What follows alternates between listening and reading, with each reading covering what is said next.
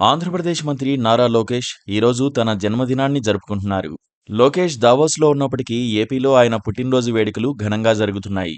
TDP నేతలు, లోకేష్ అభిమానులు అన్ని పత్రికల్లో ఫుల్ పేజీ యాడ్స్ ఇచ్చి మరీ యువనేతపై ఉన్న తమ అభిమానాన్ని చాటుకున్నారు. పుట్టినరోజు వేళ లోకేష్ ముందున్న సవాళ్లు, బాధ్యతలు, కర్తవ్యాలను కూడా గుర్తు చేసుకోవాల్సిందే. 10-15 సంవత్సరాల క్రితం లోకేష్ ఒక ముఖ్యమంత్రి తనయుడిగా రాజకీయాల్లోకి వచ్చి ఉండొచ్చు. ఇప్పుడు మాత్రం ఆయన పరిణితి చెందిన రాజకీయ నాయకుడిగా కనిపిస్తున్నారు. ప్రతి అంశాన్ని కూలంకషంగా అధ్యయనం చేసి మరీ లోకేష్ నిర్ణయాలు తీసుకుంటున్నారని తాజా పరిణామాలు చెప్పకనే చెబుతున్నాయి. గత టీడీపీ ప్రభుత్వంలోనే నారా లోకేష్ ఐటీ మంత్రిగా సేవలందిస్తూ తానేంటో నిరూపించి చూపించారు. తర్వాతి కాలంలో మంగళగిరి నియోజకవర్గంలో ఆయన ఓటమి పాలైనప్పటికీ పోయిన చోటే వెదుక్కోవాలన్న నిర్ణయంతో లోకేష్ అహర్నిశలు పనిచేశారు. తాను ప్రాతినిధ్యం వహించకపోయినప్పటికీ సొంత నిధులతో మంగళగిరి అభివృద్ధికి కృషి చేశారు. అందుకే ఈసారి అక్కడి జనం లోకేష్ను ఘన మెజారిటీతో గెలిపించారు.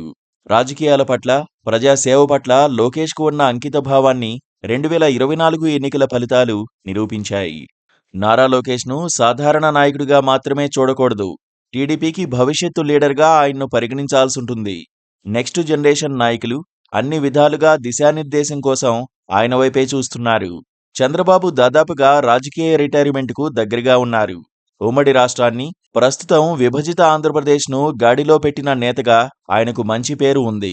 వచ్చే 4-5 ఏళ్లలో చంద్రబాబు తదుపరి నేతకు బాధ్యతలు అప్పగించాల్సి రావచ్చు.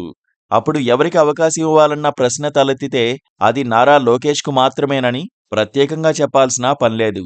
ఈలోపు లోకేష్ను చంద్రబాబు మౌల్డ్ చేయాల్సింది. లోకేష్ తనను తాను మౌల్డ్ చేసుకోవాలి.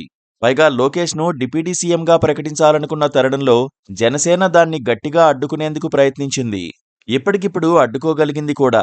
అంటే కూటమి సవాళ్లు, ఒంటరిగా ముందుకు సాగాల్సిన పరిస్థితి వస్తే ఎదురయ్యే పెద్ద సవాళ్లను కూడా లోకేష్ దృష్టిలో ఉంచుకునే ముందుకు సాగాల్సి ఉంటుంది. గత 10 ఏళ్లలో లోకేష్ రాటుదేలారు. తన బలాలు, బలహీనతలు అర్థం చేసుకున్నారు.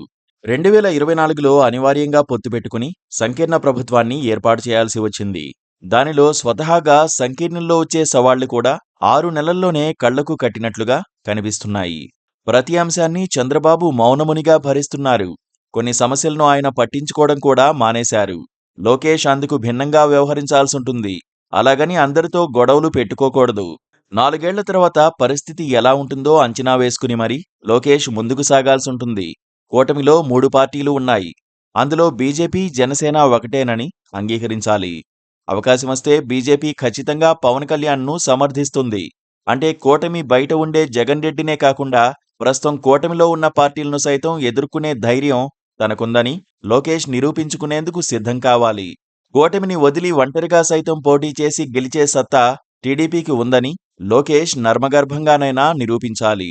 గత పాలనపై గొప్పలు చెప్పుకోవడం కాకుండా ఏపీ భవిష్యత్తుకు టీడీపీ ఏం చేయబోతుందో చెప్పగలగాలి. లోకేష్ ఇప్పటికే యూత్ లీడర్షిప్ను ప్రోత్సహిస్తున్నారు. పార్టీలోని అన్ని విభాగాల్లో యువతకు అవకాశాలిస్తున్నారు. పార్టీ నిర్ణయాల్లో యువతకు పూర్తి భాగస్వామ్యం కల్పిస్తున్నారు. అదే ట్రెండ్ను కొనసాగించి తీరాల్సిందే. ఈ క్రమంలో కొందరు సీనియర్లకు కోపాలు రావడం కూడా సహజమే. ఇప్పటికే కొందరు అలిగి కూర్చున్న మాట కూడా వాస్తవం. అయినా సరే ఆ చేదు నిజాన్ని పార్టీలోకి ఎక్కించాల్సిన అనివార్యత ఉంది. ఎందుకంటే రాజకీయాలు గతంలో లాగా లేవు. కొత్త పార్టీలు, సరికొత్త శక్తులు రాజకీయాల్లోకి వచ్చి పెత్తనం చేసేందుకు ప్రయత్నిస్తూనే ఉన్నాయి. వాళ్లను ఎదుర్కోవాలంటే సరైన చాణక్యం చాలా అవసరం. మరి లోకేష్ అందుకు సిద్ధంగా ఉన్నట్లా, లేనట్లా? Please subscribe to